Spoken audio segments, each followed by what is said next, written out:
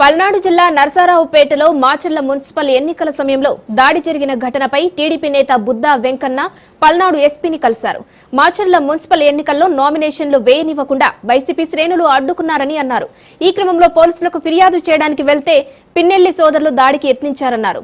తురకా కిషోర్ అనే వ్యక్తి మమ్మల్ని చంపేందుకు ముందుకు వచ్చాడన్నారు. అధికారులు చర్యలు తక్షణమే తీసుకోవాలని కోరారు. మున్సిపల్ ఎన్నికల సందర్భంగా మాచర్లకి నేను ఆ రోజు ఎమ్మెల్సీగా ఉన్నాను.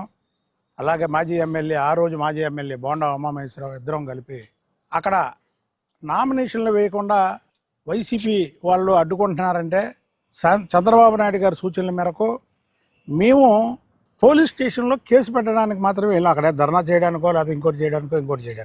ఈ పిన్నెల రామకృష్ణారెడ్డి వాళ్ళ తమ్ముడు వెంకటరామరెడ్డి ఒక వేలం పాట పెట్టాడు.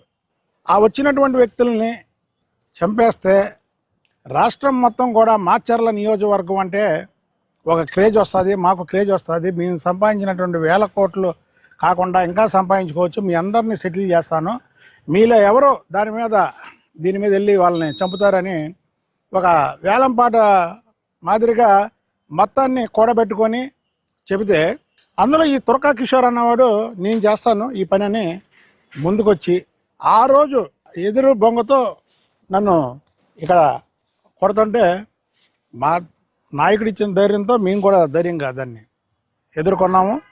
సరే, ఏదైనా ఆ రోజు దేవుడి దయ వల్ల మా నాయకుడి ఆశీస్సులతో మేము బయటపడ్డాం.